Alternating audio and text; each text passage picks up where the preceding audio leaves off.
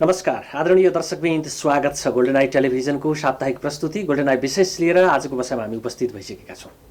दर्शकवृन्द, हामी सन्दर्भहरूको सान्दर्भिकता खोज्ने प्रयास गर्छौँ यो बसाइमा। विशेष गरी सन्दर्भको कुरा गर्ने हो भनेदेखि 5 पुसमा प्रधानमन्त्री केपी शर्मा ओलीले चाल्नुभएको कदम, विशेष गरी प्रतिनिधि सभा भङ्ग गर्न राष्ट्रपति समक्ष सिफारिस गर्नुभयो र त्यो सिफारिस पश्चात राष्ट्रपतिले अनुमोदन गरिसकेपछि एक खालको राजनीतिक परिस्थिति मुलुकमा निर्माण भएको छ।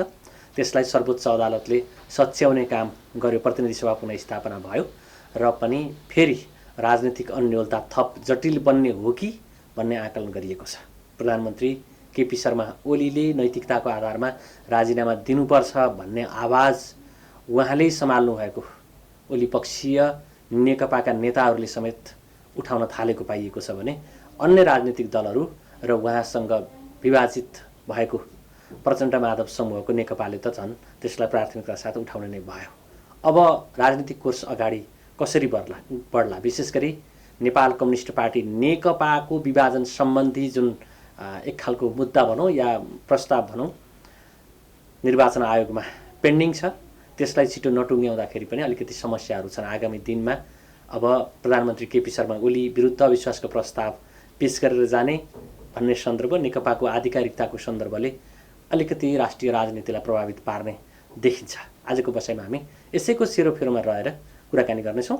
हामीसँग स्टुडियोमा हुनुहुन्छ नेपाल बार एसोसिएसनका पूर्व केन्द्रीय उपाध्यक्ष एवं वरिष्ठ अधिवक्ता रामप्रसाद घिमिरे। स्वागत छ यहाँलाई। धन्यवाद। अब हामीले 62-63 को आन्दोलन पश्चात अब चाहिँ राजनीतिक स्थायित्व कायम हुने गरी राजनीतिक दलहरू अगाडि बढ्छन् भन्ने थियो। संविधान समाजवाद उन्मुख भनियो होइन, व्यवस्था चाहिँ सङ्घीय लोकतान्त्रिक गणतन्त्रात्मक समावेशी चरित्रको भनियो होइन।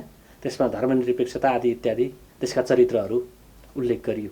तर यो पछिल्ला राजनीतिक घटनाक्रम हेरियो भने हामी त्यो व्यवस्था अन्तर्गत छौँ कि अरू कुनै व्यवस्थामा छौँ भन्ने अलिकति अन्योलता छ क्यारे, कसरी लिनु भएको छ? यो वास्तवमा चाहिँ आम नेपाली जनताको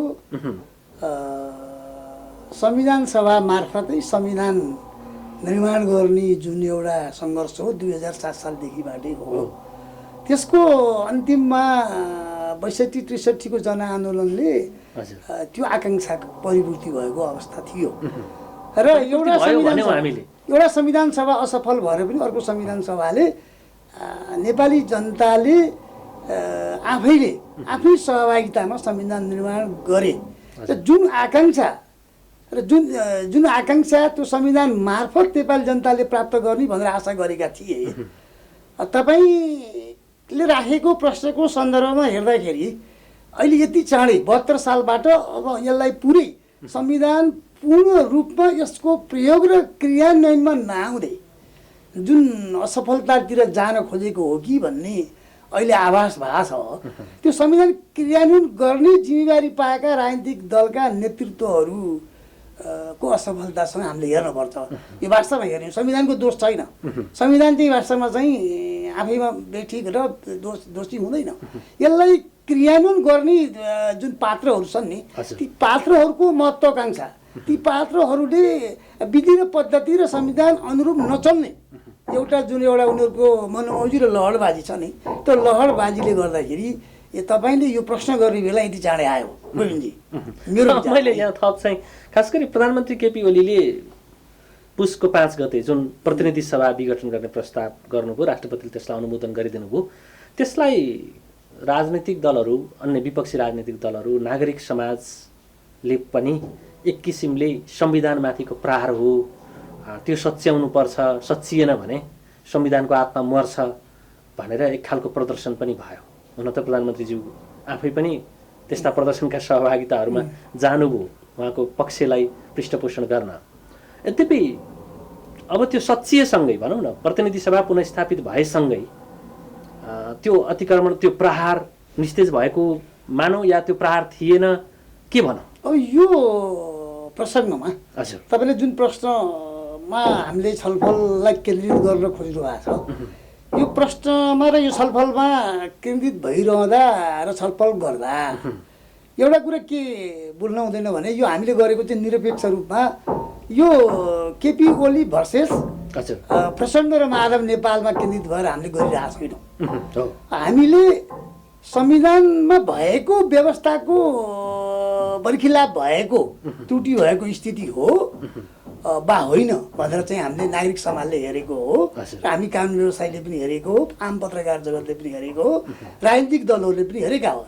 अब यहाँ एउटा नेपाल कम्युनिस्ट पार्टी भित्रको आन्तरिक लोकतन्त्रलाई व्यवस्थापन गर्न नसकेको कारणले अहिलेको सम्मानीय प्रधानमन्त्रीज्यूले जुन एउटा लडबाजी गरेर धारा जुन 76मा हुँदै नभएको व्यवस्था छ, मेरो प्रियोरिटी पावर अथवा विशेषाधिकार मलाई छ र मैले गर्न पाउँछु भनेर 85 र 76लाई जुन सिरान हालेर उहाँले भङ्ग गर्नुभयो नि, त्यो हाम्रो विचारमा त्यो गलत थियो। उहाँको त्यो कदम उहाँको गलत थियो, त्यो सच्चिनु पर्थ्यो र यो सर्वोच्चले सच्याइदिएपछि अब हामी अब खतरा छैन भन्ने ठाउँमा पुग्यौँ। अहिले पुगेका छैनौँ।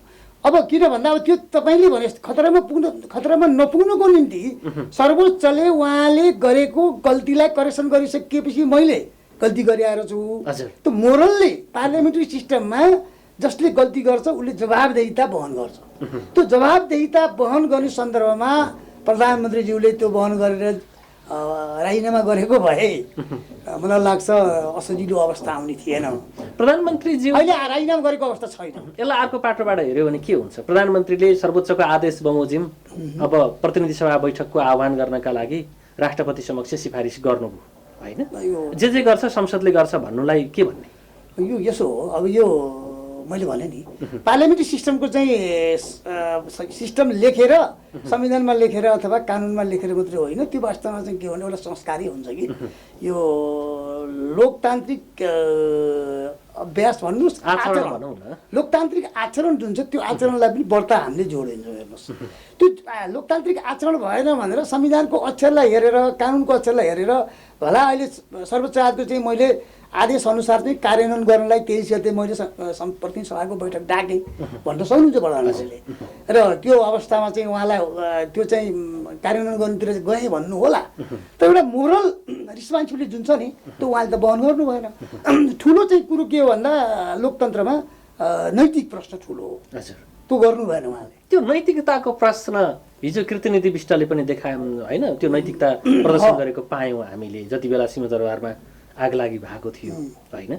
राजा वीरेन्द्रले त्यो तिम्रो गल्ती होइन भन्दा भन्दै पनि उहाँले म यसको जिम्मेवार हुनुपर्छ भनेर राजीनामा दिनुभयो होइन? त्यस्तै गिरिजाबाबुले पनि त्यो खालको नैतिकता देखाएको हामी पाउँछौँ होइन? उहाँहरू सबै होइन यो ढङ्गले होइन? त्यति मात्रै होइन, उहाँका समकालीन नेताहरू स्वयं पुष्पकमल दाहाल प्रचण्डले पनि कटुवाल प्रकरणमा राजीनामा दिएकै हो होइन? माधव नेपालले पनि आफ्नै पार्टीमा हस्ताक्षर चल्ने स्थिति भइसकेपछि राजीनामा दिएकै हो। यी दृष्टान्तलाई किन उहाँले अब यो हेर्न चाहनु भएन? या यो व्यक्तिगत प्रवृत्तान्तहरू यथार्थ हुन्, त्यसभन्दा फरक ढङ्गका अन्तर्राष्ट्रिय दृष्टान्तहरू पनि छन्। एउटा मोरल रिस्पोन्सिबिलिटी लिएर राजीनामा गरेका उदाहरणहरू पनि छन्, नगरेका पनि छन्। 1973मा एउटा तपाईँलाई हामीले लोकतान्त्रिक भनेनौँ नि होइन? सूर्यबहादुर थापालाई उहाँले समेत त्यो गर्नुभयो उहाँले। यी अर्को लोकतान्त्रिक भन्ने मुलुकमा 73कै घटना इन्दिरा गान्धीले विशेष अदालतले उहाँलाई निर्वाचन बदल गर्दा राजनारायणलाई जिताउँदा पनि उहाँले राजीनामा गर्नु भएन र उहाँलाई जनताले दण्डित गर्यो। अहिलेको तपाईँको करेन्ट चाहिँ राष्ट्रपति ट्रम्पले अहिले त्यत्रो मतले हार्दा पनि उनले चाहिँ राजीनामा गरे, पराजय स्वीकार गरेनन्, सहज स्वीकार गरेनन्, अझै गरेका छैनन्। मलाई बलजफ्ती हरायो भनेर उनले भन्छन्। केही दृष्टान्तहरू छन्, अपवाद छन्। त्यो अपवाद मैले त यसलाई अपवादको रूपमा हेर्छु। यो मैले अहिले नै भने संविधान लेखेर अक्षरमा मात्रै जीवित हुँदैन। हाम्रो प्रधानमन्त्रीले गलत कुराको फलो गर्ने कि राम्रा कुराको? यो हामीले त उहाँलाई चाहिँ नैतिक रूपमा जवाबदेहिता वहन गरेर सही कुराको अनुसरण गरेर भोलिको भावी पुस्ताको निम्ति संविधानलाई दिगो र स्थायी बनाउनुहोस् भनेर भन्ने हो।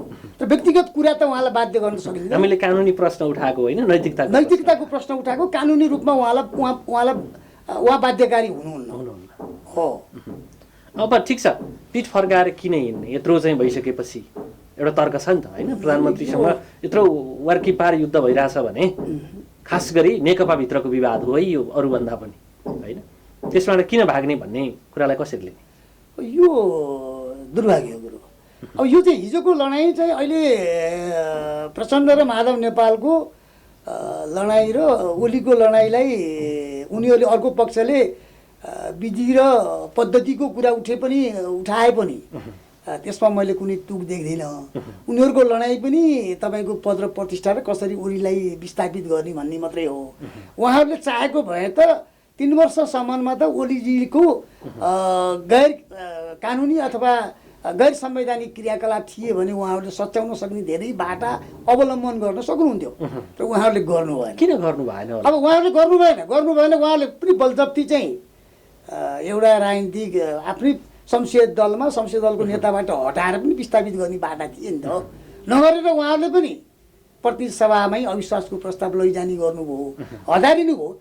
अब यिनलाई मैले लडाइँ यति हो, मैले यिनीहरूलाई किन सहिलेरी मैले गरेर आएको बहुमत हो। ओलीजीलाई दम्ब के छ भन्दा हुन पनि एक हदसम्म ठिक पनि हो। हिजोको निर्वाचनमा ओलीजीको जुन अभियान थियो निर्वाचनको बेला देखिएको थियो, वास्तवमा उहाँलाई के लाग्न सक्छ भन्दा यो सबै बहुमत आएको मेरो कारण पनि हो। किन भन्दा त्यसभन्दा अगाडि उहाँले चाहिँ इन्डियासँग लिएको चाहिँ अडान जुन थियो त्यो छविको कारणले उहाँलाई मत पनि अवश्य पर्यो। उहाँलाई के लाग्ला भन्दा ए बाबा मैले यत्रो ल्याइदिएँ, अब सहिले तिमीहरूलाई म सत्ता दिन्छु, मलाई 5 वर्षसम्म तिमीहरूले नदिएर यो तिकडमबाजी गर्यो भने उहाँलाई अहिले रह्यो भनेको संविधान र तपाईँको कानुनको होइन कि प्रचण्ड र माधव नेपाललाई कसरी पदमा जान नदिने भन्ने ओलीजीको लडाइँ हो। उहाँहरूको लडाइँ अरू के हो भने यसलाई कसरी बर्खास्त गर्ने। अब हामी बिचमा हामीले यो तिमीहरूले गर्दा पनि पद्धति र विधान सम्मत गर है भन्ने हो। गोविन्द कम्तीमा लोकलाज मान हो। तिमीहरू त नाङ्गियौ। अब अलिकति जति वस्त्रहरू छ दुवै थरी हो, अब ढाक है। यो बढ्ता जनतामा नेताहरूप्रति र राजनीतिक दलप्रति जुन वितृष्णा हुने चाहिँ क्रम छ त्यसलाई अलिक बढी चाहिँ बढ्न नदेऊ भन्ने त्यही नै हो। हामीले अरू त्यो नाङ्गिने नङ्ग्याउने खेल छ नि राजनीतिको, हजुर यो बडो के भन्ने नसुहाउने खालको खेल भनौँ न होइन। अर्काको दोषमा टेकेर आफू अग्लो देखिने प्रयास गर्ने होइन। हिजोदेखिको त्यो पात्रहरू परिवर्तन भयो भन्ने कि भएन भन्ने फेरि यिनै छन् होइन। प्रवृत्तिहरू चाहिँ परिवर्तन हुनै सकेन, व्यवस्था परिवर्तन चाहिँ भएको पक्का हो होइन। के भन्ने हो यो इतिहासमा हेर्दा त्यो न कम्युनिस्ट पार्टी न अहिलेको विपक्षी नेपाली कङ्ग्रेस त्यसका नेताहरू उनीहरूको व्यवस्थापनको शैली होइन साँच्चै सहज लाग्ने खालको छ त? यो फेरि एउटा कुरो के बिर्सिनु पनि हुँदैन भने लोकतान्त्रिक आन्दोलन र प्रजातान्त्रिक आन्दोलनमा यिनी नेताहरूले विगतमा भएका आन्दोलनमा यी नेता समेतका नेता कतिपय दिवंगत पनि हुनुभएको छ। उहाँहरूले नेतृत्व गर्नुभयो, राणा शासनको विरुद्धदेखि लिएर पञ्चायतको विरुद्धमा उहाँले खेल्नुभयो। र उहाँहरूले भन्दाखेरि जुन ढङ्गले आम जनतालाई अब आफू विधि र पद्धतिमा चल्ने हिजोको निरङ्कुशताका आचरण हामीले नगर्ने भनेर जुन भन्नुभयो नि त्यसको प्रतिबद्धता अनुरूप उहाँहरू चल्नु भएन। हाम्रो भनाइ यो हो। अहिले समस्या त्यही हो, उहाँहरू नचलेको विधि पद्धति अनुसार नचल्ने समस्या नि अहिलेको समस्या हो।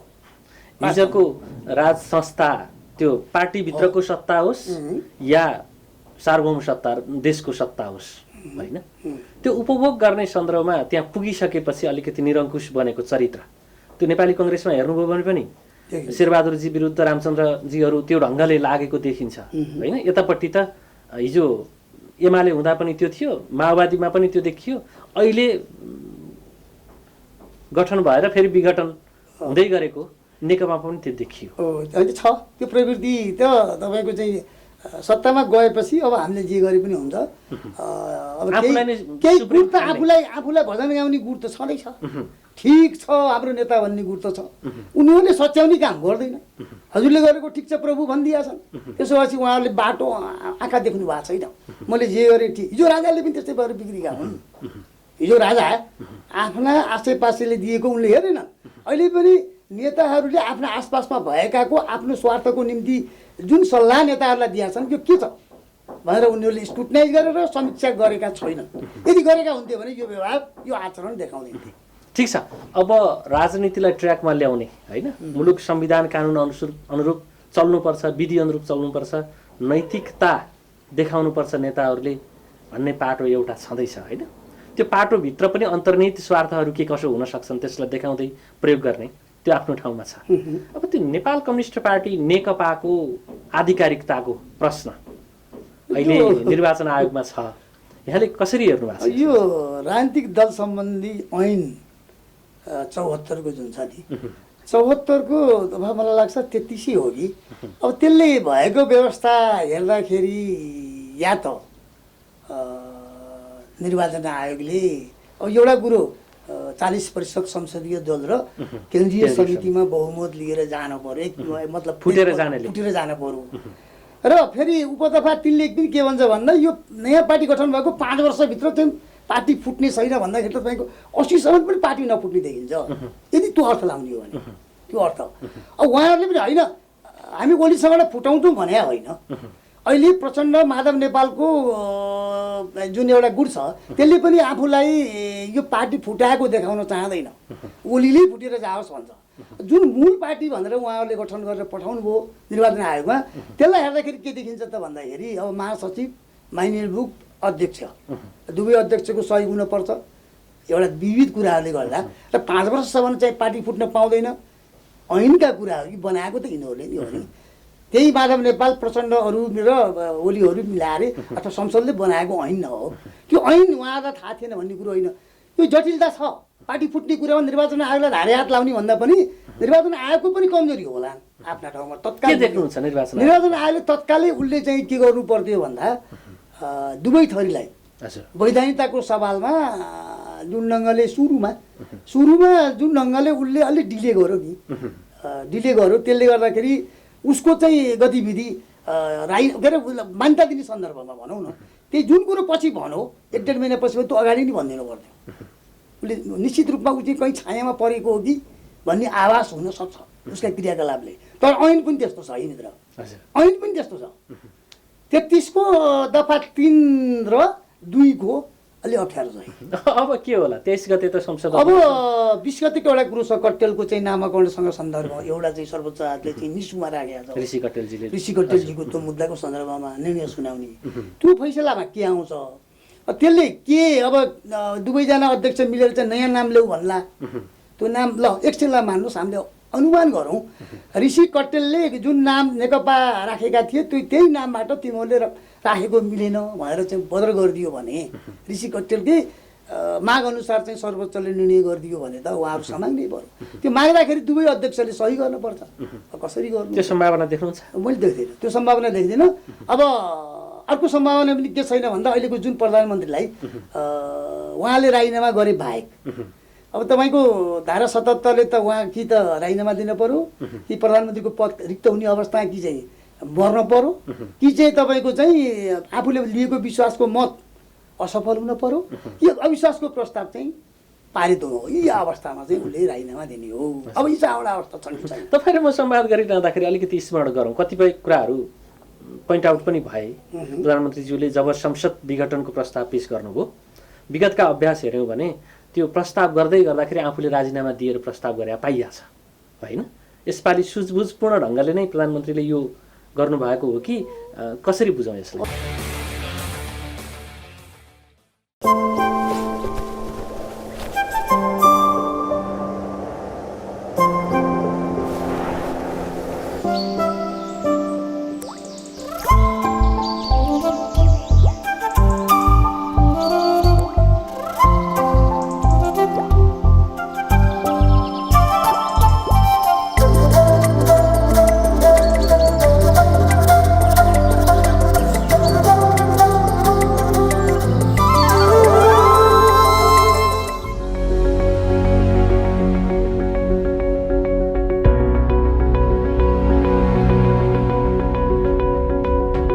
Experience of the purity of nature. Lotus Spring Water, Pokhara 26 Rakhidara. Contact 9819116170 98560 4193. Natural test with purity. CG Brows and Nails Training Institute, Chibledunga Pokhara, opposite to Bisal Bazaar. Our services: nail extension and refill remove, eyelash extension, eyelash lifting, microblading, manicure pedicure, full body waxing, bikini wax, makeup, facial treatment, hair care, hair color, haircut and more. Join our courses: nail technician, microblading, manicure pedicure, eyelash extension, eyelash lifting, makeup and hairstyle with hairbrush makeup, haircut, full body wax including bikini wax, micropigmentation, CG, brows and nails. Training Institute, Chibledunga, Pokhara, opposite to Bisal Bazar. Contact 061-536-430 and 461-974, 9826104628 and 98560-26492.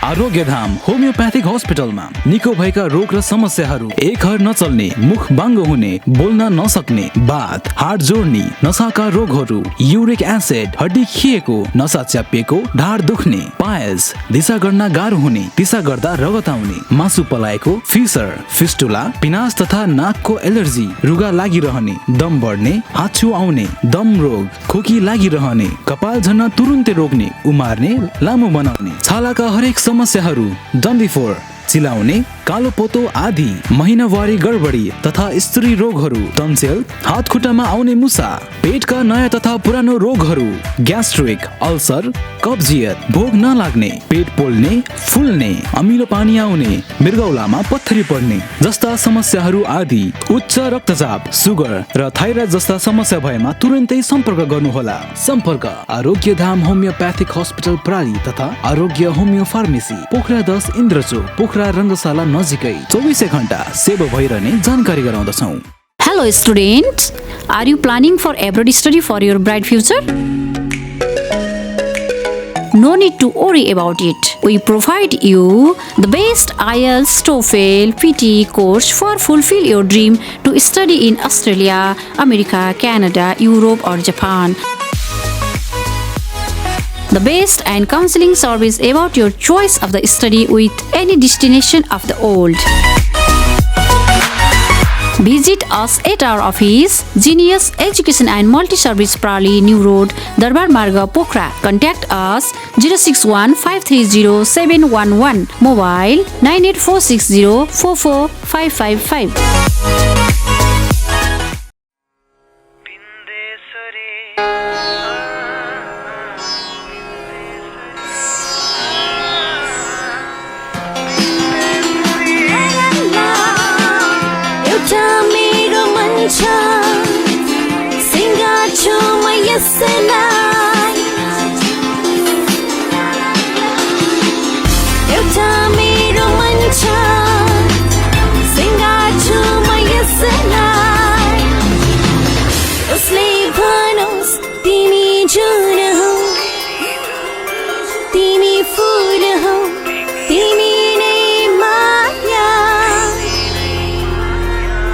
Bindesuri Home Center and Furniture for all.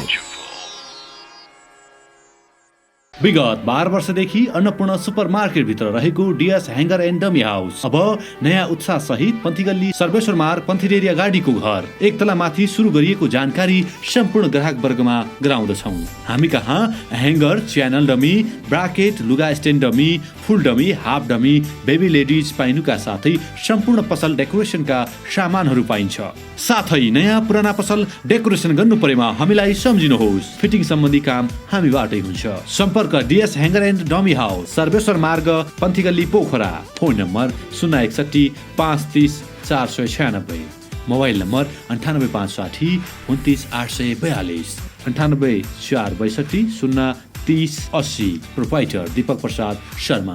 पोखराको मुटु चिप्लेढुङ्गामा अवस्थित Himalayan garden market Chipledhunga, Nepali Congress party कार्यालय सँगै हाम्रा सुविधाहरू: निशुल्क पार्किङको व्यवस्था, बाल उद्यानको सुविधा, बाबु नानीहरू खेल्नका लागि फराकिलो र सुरक्षित स्थान, झरना, प्राकृतिक मनोरम दृश्यको अवलोकनको लागि विशेष सुविधा, सस्तो र सुलभ मूल्यमा गुणस्तरीय वस्तुहरूको उपलब्धता, खाजा र मनोरञ्जनको लागि शान्त, सफा र सुरक्षित स्थानको उपलब्धता, व्यवसाय साथै सभ्य र उत्कृष्ट व्यवहारको पहिचान। हिमालयन गार्डन मार्केट उत्कृष्ट स्थान। सीमित सटरहरू मात्र बाँकी रहेकाले इच्छुकहरूले तुरुन्तै सम्पर्क गर्नुहोला। सम्पर्क Himalayan garden market, Chipledhunga 4, Pokhara, Kaski. Mobile number 98 460 32 154।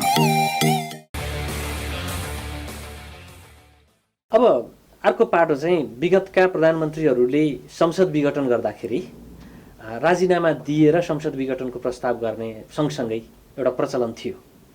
यसपालि उहाँले संसद विघटन गर्दा पनि काम चलाउ सरकार भनिएन होइन, उहाँले राजीनामा पनि दिनु भएन। विगतको र यो अलिकति सुझबुझपूर्ण ढङ्गले यो स्थिति आउँदाखेरि पनि आफू सुप्रिममै बन्छु भन्ने ढङ्गले प्रधानमन्त्रीले गर्नुभएको जस्तो देखिन्छ कि अथवा कसरी लिने यो विषय? अनि यस्तो छ रोहिणी, धारा 77 संविधानको धारा 77 को हुँदै नभएको व्यवस्था प्रयोग गर्नुभयो, त्यसमा राजीनामा गरेर त्यहाँ त विघटनको त व्यवस्थै छैन। खालि कसलाई दिएको छ भन्दाखेरि यो जसले विश्वासको 5 को अवस्थाको होइन, त्यो त असंवैधानिक थियो भन्ने कुरा पुष्टि भयो। त्यो गर्दाखेरि पहिलाको राजीनामा दिने चलन थियो नि, त्यही पनि तपाईँको चाहिँ व्यवस्थै थिएन राजीनामा गरेर। जुन चाहिँ संविधानमा भएकै नभएकै व्यवस्था उहाँले प्रयोग गर्दाखेरि राजीनामा गरेर गर्नुपर्छ भन्ने त थिएन नि त। अविश्वासको प्रस्ताव मार्फत राजीनामा गर्नुपर्छ। उहाँले बहुमत, मलाई विश्वास छैन, विश्वासको मत पाऊँ भन्ने एउटा अवस्था, बाहिरबाट सदनबाट चाहिँ विश्वास छैन प्रधानमन्त्री उप दिएको अर्को अवस्था। यी दुईटै अवस्थामा प्रधानमन्त्री असफल हुन्छ भने त्यो बेलामा राजीनामा गर्नुपर्छ भन्छ संविधानले। अहिले त उहाँले हुँदै नभएको व्यवस्था प्रयोग गर्नुभयो अनि राजीनामाको कुरो कहाँबाट आएर? त्यसैले पनि उहाँले पछि मन्त्री भडापट नियुक्ति गर्ने र अहिलेको स्थिति यहाँ पनि उहाँलाई के लागिरहेछ भन्दा म पुस 5 गतिको स्टाटसको अथवा यथास्थितिमा गएँ, किन भन्दा 76-1ले त म बहुमत प्राप्त प्रधानमन्त्री हुँ, मेरो चाहिँ बहुमत चाहिँ खण्डन भएको छैन होइन। त्यो अवस्थामा चाहिँ म चाहिँ एकदमै पावरफुल हुँ भन्ने अहिलेको क्याबिनेटलाई, अहिलेको प्रधानमन्त्रीलाई परिरहेछ र अगाडिकै परिरहेछ। तर यो स्थिति के भन्दा अलिकति त संवैधानिक रूपमा बनाउँदा निर्माण गर्दाखेरि पनि केही गल्ती त भएको छ नि, हेर्नुहोस्। ती गल्तीको पनि अहिले हामीले पुनः स्थापना गर्दा सर्वोच्च अदालतले एक किसिमको सुन्नेको अवस्था भनेको छ होइन। मङ्सिर 5 गते के अरे पुस 5 गतेदेखि त्यो 5 पछि नै हुन त उहाँले चाहिँ एउटा अध्यादेश ल्याएर संवैधानिक आयोगलाई पूर्णता दिने कुरा अध्यादेश त 30 गतेको कुरो हो होइन, त्योभन्दा अगाडिको सन्दर्भलाई मैले जोड्न नियुक्ति पछि भए होइन। नियुक्ति जुन पछि 30 गते एउटा पहिला बसेको बैठकले नियुक्ति गरिया छैन भनेर स्वयं राष्ट्रिय सभा अध्यक्षले भन्नुभएको छ होइन। पछि फेरि त्यही बैठकले नियुक्ति गरेको भनेर शपथ खाने काम पनि भएको छ। त्यो के हुन्छ त्यो शपथ? यो संवैधानिक नियुक्तिको प्रश्नमा चाहिँ संविधानको मर्म र भावनालाई नि सङ्कुचित गर्ने गरी अध्यादेश ल्याउन मिल्दैन। पहिलो कुरो, अध्यादेश जुन अगाडि आएको छ 30 गतेको मुस्किल 30 गतेको अध्यादेश यो गलत छ भनेर रिट परिरहेछ है। त्यो किन भन्दा कुनै पनि कानुनमा अध्यादेश मार्फत कानुन आउँदा निर्माण गर्दा कानुन ल्याएर मात्रै हुँदैन, जस्ट नट ल। त्यो ल जुन छ त्यो जस्ट हुनुपर्छ भनेर न्यायपूर्ण हुनुपर्छ, कानुन न्यायपूर्ण हुनुपर्छ भन्ने भनाइ हुन्छ कि संविधान अनुकूल हुनुपर्छ। तर त्यो अनुकूल थिएन र त्यसपछि यसलाई बदर गर्नुपर्छ भनेर रिट पर्यो। त्यो रिट पनि अहिले सर्वोच्च अदालतमा विचाराधीन छ। त्यसपछि सम्माननीय प्रधान न्यायाधीश केही उपस्थितिमा सम्माननीय प्रधानमन्त्रीको अध्यक्षतामा राष्ट्रिय सभाको अध्यक्षतामा के भयो, सदस्य उपस्थितिमा के भयो भन्दा नियुक्ति भए 1 गते। अनि त्यसपछि त्यहाँ त किचलो थियो, त्यो 19 बुँदे पनि फिर्ता लिने यो पनि फिर्ता लिने भन्ने बार्गेनिङको हिसाब थियो कि गोविन्दजी। त्यो नेकपा 19 बुँदे फिर्ता नभएपछि ओलीजीले पनि के गरे भन्दा यो पनि फिर्ता लिएन, नियुक्ति भए। त्यो एउटा चाहिँ के छ भन्दा यहाँनिर प्रश्न के भन्दा एउटा सामान्य सर्वोच्च अदालतको न्यायाधीश पनि सम्मिलित भएर गरेको कुरामा एउटा प्रश्न नमिठो लाग्छ मलाई। त्यो जुन प्रश्न आइरहेछ नि, अब त्यसरी किन गर्नु पर्थ्यो? 24 घण्टाभित्र चाहिँ प्रत्येक सदस्यलाई चाहिँ 24 घण्टामा चाहिँ दिनुपर्छ सूचना भन्ने पनि त्यति मात्रै हो र प्रधान न्यायाधीशले भनेका केही मान्छेहरूलाई पनि नियुक्त गरियो भनिया छ। विपक्षी दलको नेताले पनि त्यहाँ आफ्नो भाग लिनुभयो भनिया छ। अनि अर्को कुरो के छ भन्दा संविधानले बाध्यात्मक रूपमा यो हियरिङ अथवा सुनवाईको जुन एउटा व्यवस्था गरेका छ नि, यद्यपि यो कति प्रतिकूल अनुकूल त्यो हाम्रो कन्टेस्टमा त्यो के छ भन्ने कुरो अर्कै डिबेट हुन सक्छ। तर सुनवाई गरेर मात्रै त्यो पद पाएको हुने हो। तर वास्तवमा यहाँ चाहिँ के भने सुनवाईलाई प्रतिनिधि सभा जीवित छैन भन्ने आधारमा 45 दिन काटेपछि नियुक्ति गर्ने काम भयो। राष्ट्रपतिबाट राष्ट्रपतिको उपस्थितिमा प्रधान न्यायाधीशले शपथ पनि पाउनुभयो। उहाँहरूले अहिले पद बहाली गर्नुभएको छ। यो उप पनि सर्वोच्च अदालतमा विचाराधीन छ। यद्यपि सर्वोच्च अदालतले यसलाई अन्तरिम आदेश दिएको छैन। अब यहाँनिर प्रश्न के भन्दा दुईटा कुरा, एउटा सुनवाईको सिद्धान्त जुन हाम्रो संविधानले अङ्गीकार गरेका छ त्यो सुनवाई नभइकन, किनभने अब त प्रतिनिधि सभा त जीवित भयो नि त। अब 5 गते पछि जीवित भयो, अब त्यो 45 दिन प्रतिनिधि सभा थिएन भनेर जुन नियुक्ति दिइयो छ नि त्यसको एउटा प्रश्नलाई कसरी अदालतले निर्गोल गर्छ यो विचाराधीन छ त्यो पनि गर्न पर्यो 45 दिन काट्यो कस्तो अवस्था हो भन्दा सुनवाई समितिमा गइसकेपछि तपाईँको चाहिँ सुनवाई समितिले र प्रतिनिधि सभाको त्यो समितिले चाहिँ डिले गरिदिएर अनावश्यक गरिदिएर चाहिँ 45 दिन कटायो भने मात्रै नियुक्ति पाएको हुने हो उसको कारणले अहिले त प्रतिनिधि सभाको उनीहरूको कारणले त होइन अहिले त भङ्ग भएको अवस्था थियो त्यही पनि घरका त्यो संविधान अनुसार थिएन त्यसलाई संविधान सम्मत थिएन भनिसकिएपछि त्यो रिटमा अब मैले अहिले मोरल प्रश्न त हामी उठाउन सक्छौँ ठिक छ सर्वोच्च अदालतमा विचाराधीन विषयमा सर्वोच्च अदालतले कम्प्लिट जवाफ नदिने हैन सर्वोच्च अदालतले भोलि व्याख्या गर्ला के गर्ला अर्को पाटो चाहिँ हामीले अगाडि छोडेको पाटो चाहिँ अब 23 गते संसद बस्ला हैन त्यसका आफ्ना विधि प्रक्रियाहरू छन् संसदमा प्रधानमन्त्री विरुद्ध अविश्वासको प्रस्ताव कसले ल्याउने भन्ने प्रश्न छ यो प्रश्न चाहिँ अब उहाँकै संसदीय दलका सदस्यले ल्याउने कि 25% चाहिँ पुग्ने होइन के हो छ उहाँको संसदीय दलका सदस्यहरूले ल्याउन पाउने मैले देख्दिनँ किन भन्दा त्यसमा पनि तपाईँको दल यो जुन राजनीतिक दल सम्बन्धी जुन ऐन छ एउटै पार्टीभित्र आफ्नो नेतालाई अविश्वासको प्रस्ताव ल्याउँदा त्यो संसदीय दलको नेताले उपनेताले त्यो सचेतकले हेरिराख्छ म भन्दिनँ कारबाही गर्न सक्छ त्यो कारबाहीको डन्डा पनि छ एकातिर त्यो एउटा नैतिकताको दृष्टिकोणले पनि त्यो मिल्ने मैले देख्दिनँ है आफ्नो नेता विरुद्ध आफ्नै नेता त्यो देख्दिनँ यद्यपि उहाँहरूले 5 गते दर्ता गरेको र विवादपूर्ण अवस्थामा रहेको एउटा अविश्वासको प्रस्ताव जसमा प्रचण्डजीलाई चाहिँ हाम्रो चाहिँ भावी प्रधानमन्त्री भनेर किटान गरेर ल्याएको अवस्था पनि छ एकातिर अर्कोतिर होइन हजुर हो शेरबहादुरजी हजुर भइदिनु पर्यो भनेर चाहिँ लड्डु खाइसकेपछि आएर तपाईँको चाहिँ शेरबहादुर निवासमा गएर दुवैजनाले हात जोडेको अवस्था पनि हामीले देखेका छौँ हेर्नुहोस् है विडम्बनापूर्ण कुरो अब यत्रो अभियान चलाउने माधव नेपाल र प्रचण्डहरूले के गर्नु पर्थ्यो त भन्दाखेरि कमसेकम यति गरिसकिएपछि आफूलाई नि हो हामी नि प्रधानमन्त्री हो तपाईँले समर्थन गर्नुहोस् भनेर जानु पर्थ्यो मेरो विचारमा दल चाहिँ उनीहरूले फुटाउनु पर्थ्यो दल त फुटाउने उनीहरूसँग त छ त मत 40% त छ संसदीय दलमा पनि छ त्यो पार्टीको नाम केन्द्रीय समिति पनि छ त्यो साहस गर्नु पर्यो नि अब त्यही सूर्य चिन्हलाई किन जान पर्यो त्यही सूर्य चिन्ह र त्यही नेकपामा किन झुन्डिन पर्यो त्यो ओलीलाई पनि छोडिदिए अब क्लियर भएन कि उहाँहरूको मनसाय पनि क्लियर छन् उहाँहरू पनि यसरी नै ओलीलाई घोक्रे ठाक लगाउने यहाँ त कब्जा गर्ने कुरा छ नि उहाँहरू बीचमा उहाँहरू असफल हुनुभयो उहाँहरू प्रचण्ड र तपाईँको चाहिँ माधव नेपाल जुन ढङ्गले चल्नुभयो नि एकदम आवेश र हतारिएर चल्नुभयो उहाँहरूलाई उहाँहरूको चाहिँ जुन ढङ्गको आश थियो अपेक्षा थियो त्यो अपेक्षा अनुसारका अहिले बाटा संवैधानिक र कानुनी बाटा त्यति क्लियर छैन हेर्नुहोस् सजिलो थियो हामी यहाँ छौँ भनेर सडकमा चाहिँ तपाईँको चाहिँ पम्पलेट लाएर बस्न सजिलो थियो आन्दोलन गर्न सजिलो थियो हे अदालत तैँले हाम्रो विपक्षमा फैसला गरिस् भने भनेर खबरदार गर्न पनि सजिलो थियो नि त अब लडाइँ त कानुनी र संवैधानिक आयो अब उहाँहरूलाई पनि गाह्रो संसद पुनर्स्थापनाले उहाँहरूले लडाइँ जित्नुभयो कि केपी ओलीले जित्नु अनि मलाई लाग्छ यो केपी ओलीले त नैतिकताको हिसाबमा त प्रश्न उठ्छ नै उहाँहरू पनि यो हामीले कहाँ त कानुनी छिद्रहरू खेल्ने प्रचलन छ नि त संविधानवादले जितेको हो हजुर माधव नेपालहरूले साथ पाएको होइन हाम्रो अहिले उनीहरू पनि मेरा बाबे यो संविधानको निम्ति लडे होइन ओलीलाई पदबाट हटाउने र त्यो पद आफूले प्राप्त गर्ने लडाइँ हो यदि थिएन भने संसद चाहिँ विघटन भएको 3 दिनभित्रमा चाहिँ माधव नेपाल अध्यक्ष हुनुहुन्थ्यो त्यही ओलीसँग चुनाव हारेको माधव नेपाल ल भन्नुहोस् त त्यही अर्को अधिवेशन नआएसम्म यदि उनी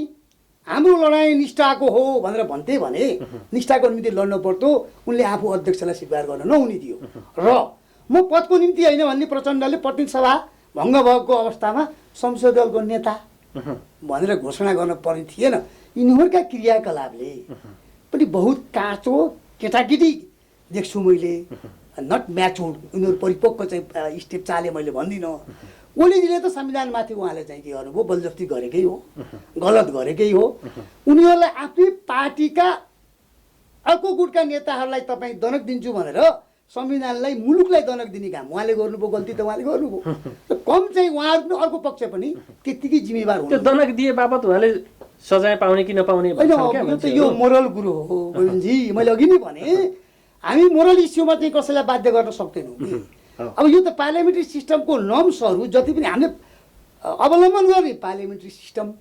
अनि हामी चाहिँ चल्ने के भन्दा विधि र पद्धति संविधान एकातिर राख्ने, आफ्नो ढङ्गले चल्ने, जुन एउटा चाहिँ हाम्रा क्रियाकलाप छन् नि नेताहरूका, समस्या त त्यो हो अहिले, अरू त होइन। हामी कहाँ एउटा शब्दावली छ चिसै पानीले नुहाउने भन्ने छ कि प्रचण्ड माधव नेपालको समूहले चिसै पानीले अब नुहाउने अहिलेको अवस्थामा चाहिँ चिसै पानीले नुहाएको त म भन्दिनँ होइन, किन भन्दा अहिले उहाँलाई लाग्ला हामी पनि संविधान लाई जुन ढङ्गले बलजफ्तीपूर्वक संविधानलाई एउटा ट्र्याकभन्दा बाहिर लगेको अवस्था थियो केपी ओलीले, हामी पनि केपी ओलीको कदमको विरुद्ध नागरिक समाज पनि थियो, अन्य राजनीतिक दल पनि थिए। यो अहिले माधव नेपाल र प्रचण्डले यो सबैको साथ हमला हो भनेर बुझ्न हुँदैन। हामी त विधि र पद्धति संविधानको लागि थियो, उनीहरू पद र प्रतिष्ठाको थियो भन्ने कुरो त देखियो नि। त्यो पद र प्रतिष्ठाको निम्ति थिएन भनेर उनीहरूले भने पनि व्यवहारमा होइन। मेरो प्रश्न सिधा अब यहाँनिर तपाईँले भने जस्तै उनीहरूले सोचे जस्तै ओलीले राजीनामा गरिदिएको भए त बिचरा धोती फेर्थे, जान्थे, खान्थे, पदको भाग लाउँथ्यो होला। तर अहिले त ओलीजीले छोड्नु भएन, गर्ने के भनेपछि चिसै पानीले नुहाउनु पर्यो। अब यो अहिलेको स्थितिमा उहाँहरूको स्थिति चिसै पानीभन्दा अलिकति होला। उहाँहरू अलिकति अहिले त्यति उहाँहरूले अपेक्षा गरे अनुसारको फल प्राप्त गरेको अवस्था छैन पदको। अब मुलुक कसरी अगाडि बढ्ला हेर्नुहोस् त, झन्डै 2/3 जनताले विश्वास गरेको पार्टी, त्यसका नेताहरूको यो एक थरी नाटक नौटङ्की भन्ने अहिले धेरै प्रचलितमा छ क्यारे। यो अवस्थाले मुलुकलाई कता लान्छ? अब यो यस्तो छ, अब हामीले जतिसुकै धारे हात लगाए पनि राजनीतिक जुन एउटा पार्लियामेन्ट्री सिस्टम छ त्यो चलाउने राजनीतिक दलहरूले हो। राजनीतिक दलहरूलाई हामीले चाहिँ यिनीलाई सत्तो सराप गरेर यो सिस्टमको रक्षा हुँदैन। आखिरीमा पनि अब एउटा कुरो के छ भन्दा आशा लाग्दो कुरो, राजनीतिक दलभित्र सबै पात्रहरू अथवा सबै खराब छन् भन्ने होइन, तीभित्र आशा लाग्दा जम्मै राजनीतिक दलभित्र आशा लाग्दा केही पात्रहरू पनि छन्। यसो हेर्नुभयो शेरबहादुर देउवा नै हो, यसो हेर्नुभयो माधव नेपाल, प्रचण्ड हो। अब अहिले त तपाईँले भन्नु कम्पेरिटिभली मैले भन्नु हो भने त अहिलेको परिस्थितिमा तपाईँसँगले मैले एउटा चर्चामा कुरा गरेको थिएँ, अहिलेको परिस्थितिमा त अलिकति जिम्मेवार सुरुबाट पुस 5 को स्थितिमा ल उसको चाहिँ चन पायो, उसको भाउभन्दा पाएर शेरबहादुर बोलेन भने पनि त उसको भूमिका अदालतप्रति विश्वास सबै भूमिका चाहिँ मलाई लाग्थ्यो जिम्मेवारपूर्ण मैले देखाएको थिएँ शेरबहादुरको है, सबैभन्दा शेरबहादुरको भूमिका जिम्मेवारपूर्ण थियो। अहिले पनि होइन, तपाईँहरूको दलै प्रधानमन्त्री मलाई भई भन्नुहुन्छ, आफै चाहिँ प्रस्तावित भएर आउनु भएको छ अविश्वासको प्रस्तावमा, तपाईँहरूको दल कुनो ल्याउनुहोस् र मात्रै म निर्णय गर्छु भन्ने कुरो पनि हौसिएर त उहाँले कुरा गर्नु भएन। जसरी यिनीहरू हौसिएर आम सभा छोडेर त्यत्रो मान्छेहरूले केवल चाहिँ हाम्रा नेताले भनेर चाहिँ आशा गरेका थिए, वेल अर्गनाइज आम सभालाई छोडेर उहाँहरू आउनुभयो नि, लड्डु खाएर दौडेर आउनुभयो नि शेरबहादुर कहाँ। अब त्यो उहाँ आएर जुन भन्नुभयो त्यस बेला त शेरबहादुरले पानी खनाइदिनु भयो। तपाईँको शब्द म यहाँ प्रयोग गर्छु, होइन म अहिले निर्णय गर्दैन, तपाईँहरू पार्टी लिएर आउनुहोस्, तपाईँहरूको आइडेन्टिटी लिएर आउनुहोस्। आइडेन्टिटी त नेका हो, नेका त फुटेकै छैन। समस्या त उहाँहरूलाई पनि छ त। अब त्यो चिसो पानीले नुहाएपछि रिफ्रेस भएर जाने वातावरण, अब यस्तो परिवर्तन, आचरण परिवर्तन गर्ने, आफ्ना गल्ती स्वीकार गर्ने, आम जनतालाई र पार्टीभित्र स्वीकार गर्ने भने त अहिले पनि नेकाभित्र समस्या छैन नि त। एउटा सम्भावना त यो पनि छ, एउटा सम्भावना गोविन्दजी के पनि छ भने अझै पनि एकअर्कोले आत्मालोचना गरेर गल्ती गरिएछ। अब फेरि कामरेडहरूको शब्दावलीमा आत्मालोचनाको ठुलो महत्त्व छ। हेर्नु जतिसुकै गल्ती गरे पनि आत्मालोचना गर्ने अनि यता मिल्ने सम्भावना पनि उत्तिकै छ। हेर्नुहोस् त्यो सम्भावना कमजोर भएको सम्भावना छ। प्रधानमन्त्रीले गर्ने कि माधव प्रचण्ड? दुवै पक्षले गर्ने, दुवै पक्षले गरेपछि मिल्ने अनि भाग शान्ति जाए नेपाल हुँदैन हो। यहाँ अहिलेसम्म कि जनता र मुलुकको हितको निम्ति काम गर्ने भन्ने कुरो त भएन।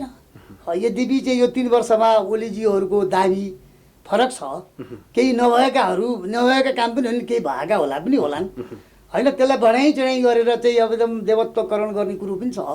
अर्को पक्षले कति केही नदेख्ने कुरो पनि छ।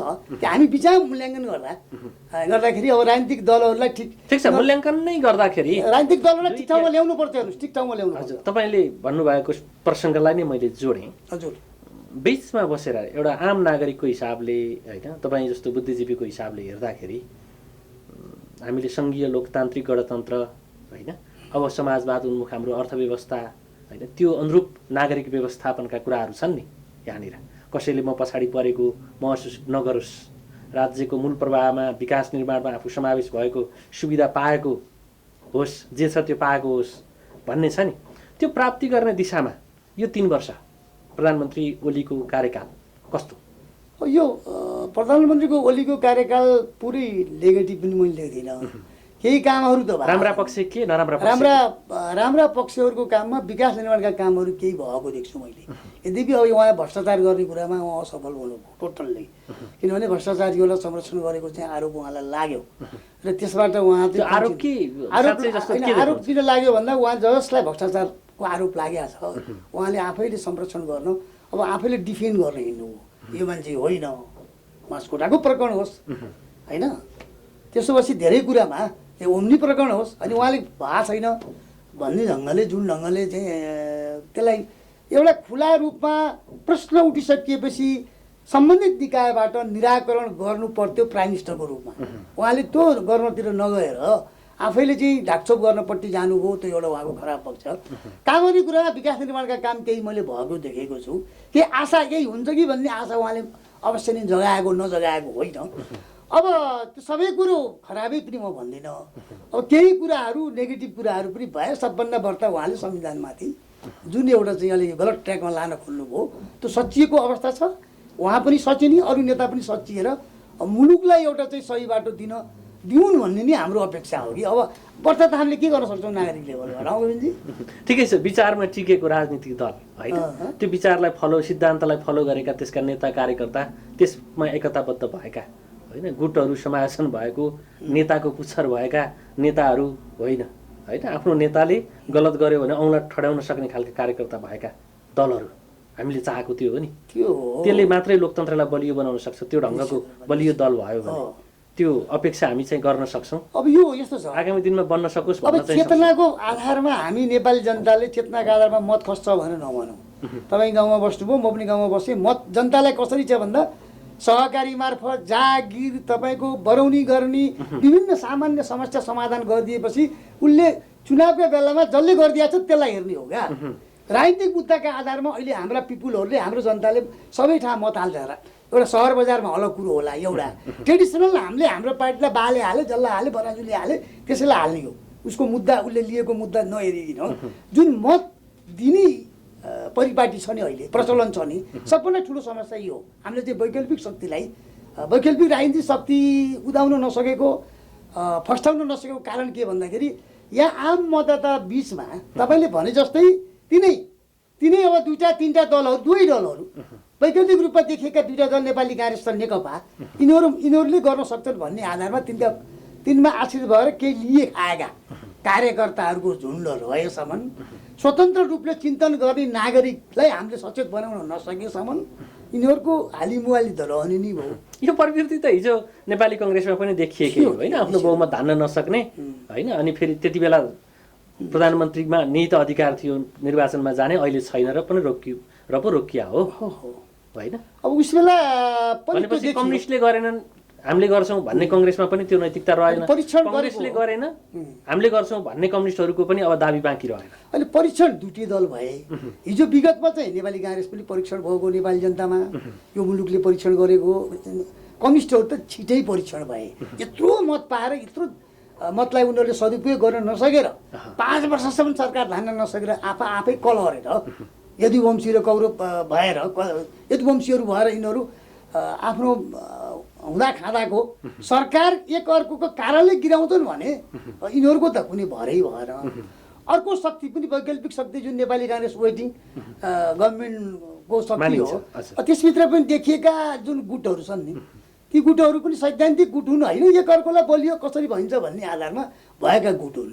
र अब मलाई लाग्छ यी चाहिँ पुराना पुस्ताका नेताहरू, यदि तपाईँले भने जस्तै हामीले समाजको कल्पना गर्ने हो, यी पुराना पुस्ताका नेताहरूले नेतृत्वबाट बिदाई लिएर उहाँहरूले अहिले मैले आश्रममा पठाउने, अब एकजना चाहिँ पाण्डेजीले भने चाहिँ पुजारी बनाएर पठाउने म भन्दिनँ, उहाँहरूलाई एउटा सल्लाहकारको भूमिका निर्वाह गर्न दिएर, सम्मानजनक भूमिका दिएर एकदम अलिकति आचरणले लोकतन्त्रलाई देखाउन सक्ने, लोकतन्त्रसँग भिजेका अहिले छन् नि नेपाली काङ्ग्रेसभित्र पनि केही छन्, आशा लाग्दा कम्युनिस्ट पार्टीभित्र पनि छन्, अरू पार्टीभित्र, तिनीहरूलाई अलिकति माथि लान सक्ने हो भने अलिकति परिवर्तन हुन्छ कि आशा त्यही हो। ठिक छ, संस्कारको राजनीति गरून्, सिद्धान्तको राजनीति गरून्, जनता केन्द्रित राजनीति गरून्, त्यतातर्फ मुलुक जान सकोस् यो अपेक्षा गरौँ। यहाँलाई यो महत्त्वपूर्ण समय संवाद विश्लेषण जानकारीको लागि धेरै धेरै धन्यवाद। धन्यवाद गोविन्दजी, मलाई यो मौका दिनुभयो। अब मैले तपाईँ मार्फत गोल्डेन आई टिभी मार्फत जुन मैले अब आम जनतासँग जुन एउटा संवाद गर्ने मौका पाएँ, त्यसको निम्ति पुनः तपाईँलाई, तपाईँको यो सब टिमलाई, प्राविधिक टिमलाई म हार्दिक धन्यवाद दिन चाहन्छु। हस्, धन्यवाद। आदरणीय दर्शकवृन्द, आजको बसाइमा हामीले कुराकानी गऱ्यौँ नेपाल बार एसोसिएसनका पूर्व केन्द्रीय उपाध्यक्ष एवं वरिष्ठ अधिवक्ता रामप्रसाद घिमिरेसँग कुराकानी तपाईँले हेरिसक्नु भएको छ। यतिन्जेलसम्म हामीलाई हेरिदिनु भयो, तपाईँ सम्पूर्ण दर्शकप्रति विशेष आभार प्रकट गर्छु र हाम्रो सम्पूर्ण युनिटका साथ मलाई पनि आज्ञा दिनुहोस्। नमस्कार।